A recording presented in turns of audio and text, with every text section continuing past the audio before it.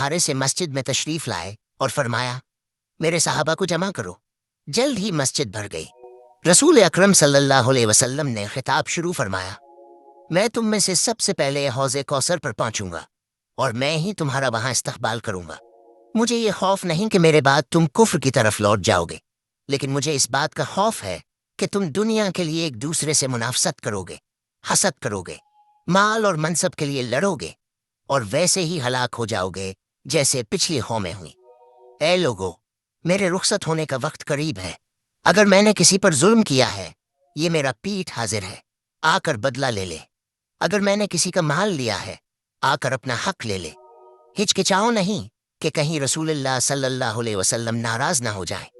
मैं इस शख्स से कभी नाराज ना होऊंगा जो अपना हक तलब करे।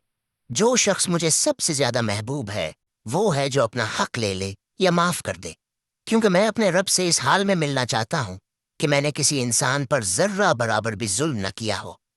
रसूल अकरम सल्लल्लाहु अलैहि वसल्लम ने ये बात कई बार दोहराई। फिर अक्काशा रजी अल्लाह अन्हु खड़े हुए और अर्ज किया, या रसूलुल्लाह सल्लल्लाहु अलैहि वसल्लम, मैं ग़ज़वा तबूक में आपके साथ था। वापसी पर हमारे ऊँट करीब आ गए।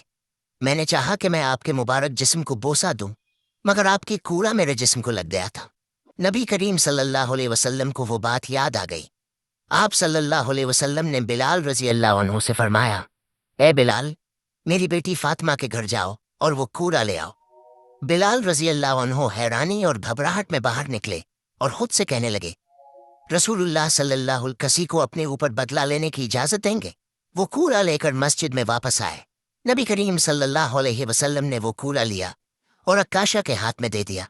जब अबू बकर और उमर रजी अल्लाह अन्हुमा ने ये मंजर देखा तो फौरन आगे बढ़े और अक्काशा से कहा, ये हक हमसे ले लो, रसूलुल्लाह सल्लल्लाहु अलैहि वसल्लम से ना लो।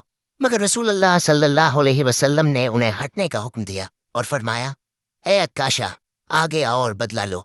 अक्काशा ने अर्ज किया, या रसूलुल्लाह सल्लल्लाहु अलैहि वसल्लम, उस वक्त मेरी पीठ नंगी थी।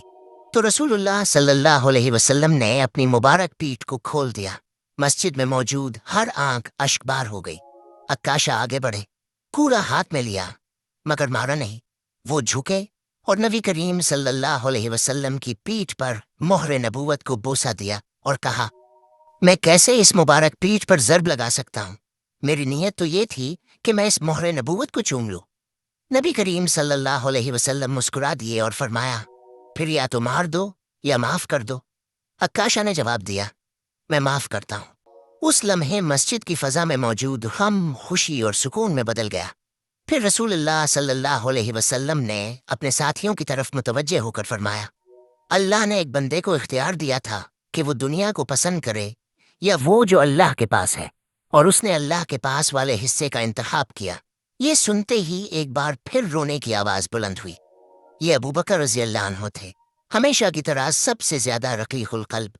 उन्होंने कहा, या रसूलुल्लाह सल्लल्लाहु अलैहि वसल्लम, हमारे माँ बाप आप पर कुर्बान हूँ।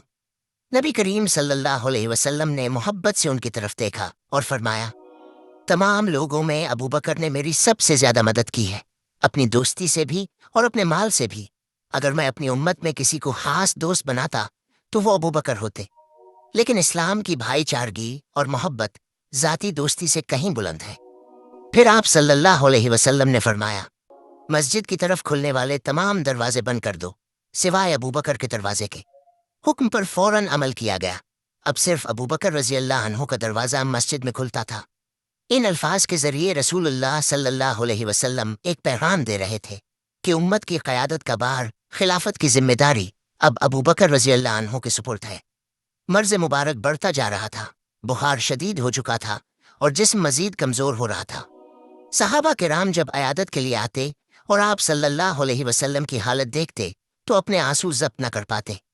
एक दिन आप सल्लल्लाहु अलैहि वसल्लम ने फरमाया, सबसे सख्त आजमाइशें अंबिया पर आती हैं, लेकिन मुसीबतों में उनकी खुशी तुम्हारी नेमतों की खुशी से भी ज्यादा होती है। फिर फरमाया, कोई मुसलमान बीमार नहीं होता मगर अल्लाह उसके गुनाहों को ऐसे झाड़ देता है जैसे दरख्त से पत्ते झड़ते हैं। अब आप सल्लल्लाहु अलैहि वसल्लम में मस्जिद जाने की ताकत बाकी न रही थी। इससे पहले तक आप सल्लल्लाहु अलैहि वसल्लम के चचा अब्बास, अली और आपके चचाजाद फजल आपको सहारा देकर नमाज के लिए मस्जिद ले जाते थे, मगर अब ये सहारा भी कारगर नहीं रहा था। اب آپ صلی اللہ علیہ وسلم طویل وقت تک نیم بے ہوشی کی حالت میں لیٹے رہتے اور کبھی کبھی آنکھیں مبارک کھولتے۔ ایک موقع پر جب ہوش آیا تو آپ صلی اللہ علیہ وسلم نے پوچھا، کیا